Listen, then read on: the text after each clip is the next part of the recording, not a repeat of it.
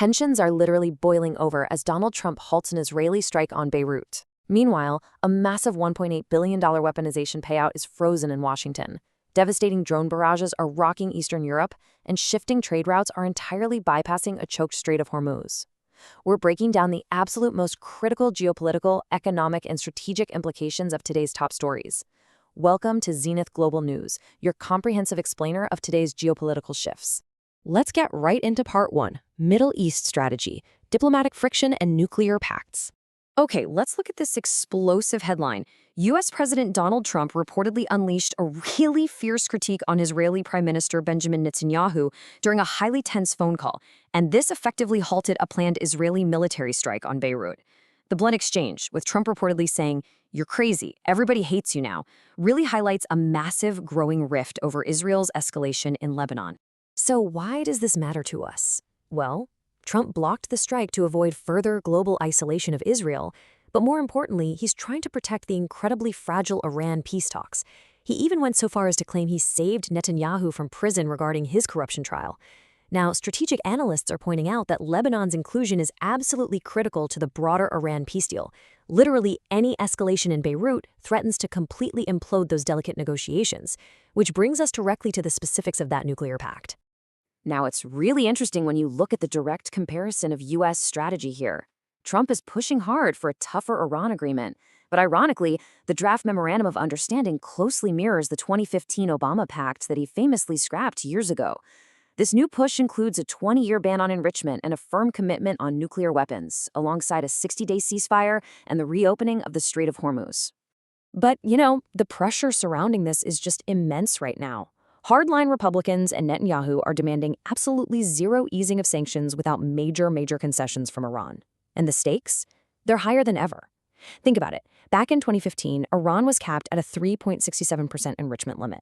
Today, they possess roughly 440 kilograms of uranium enriched to 60%. That is a massive jump. The domestic and international pressure to secure a watertight deal is exactly why we need to pivot our explainer over to the internal battles happening back in Washington. Part 2, U.S. Domestic and Defense Policy, Internal Conflicts and Controversial Funds. So, in a highly controversial move, the Defense Department has declared its press office a classified space. This makes it completely inaccessible to journalists. The Pentagon claims this is simply because speechwriters for the Secretary of War, who handle classified materials, are now occupying that very space. But the pushback has been severe. The New York Times has actually sued the Defense Department, arguing that mandatory media escorts and restricted access are a direct violation of the First Amendment. The broader implication here is that this redesignation represents a fundamental structural shift in how the military interacts with the press, effectively shielding daily operations from immediate journalistic scrutiny. And, well, it's not the only domestic initiative facing a major roadblock right now. This internal friction extends directly to our next story.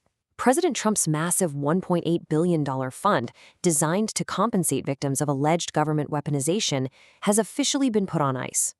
The context of this is just extraordinary. Following a White House ultimatum that tried to tie this to ICE and Border Patrol funding, Republican senators mounted a very rare rebellion.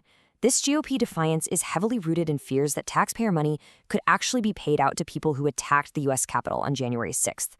On top of that, federal judges in Virginia and Florida have already issued injunctions to temporarily halt the fund.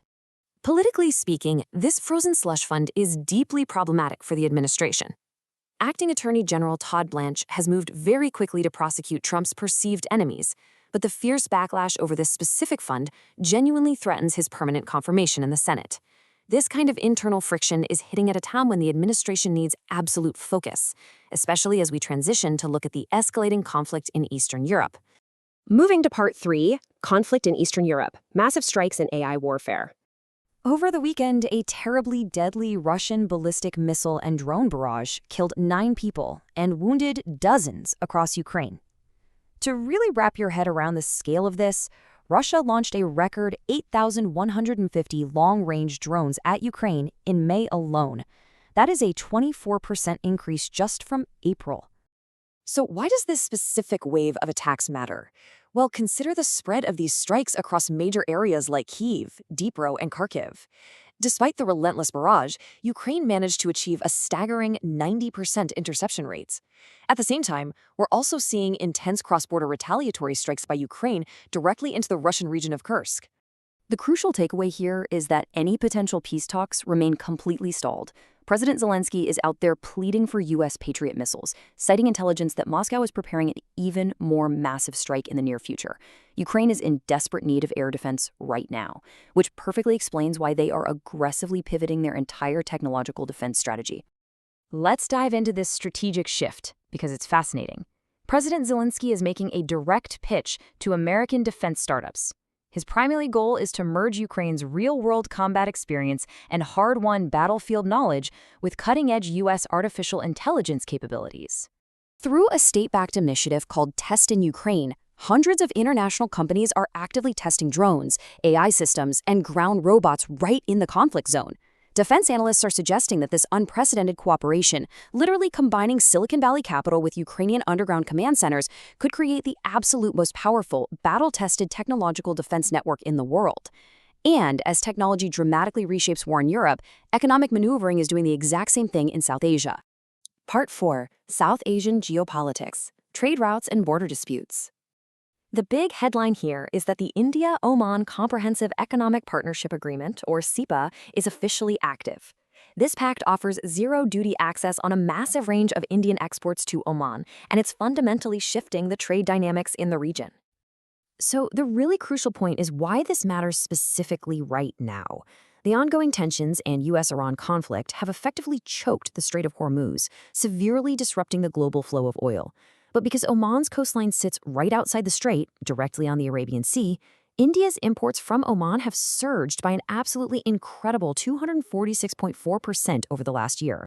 Economically, this pact structurally reorganizes global energy supply chains. It's a game changer. While India's imports from other major Gulf economies have dropped quite sharply, Oman has proven to be a highly reliable bypass gateway during periods of extreme regional instability.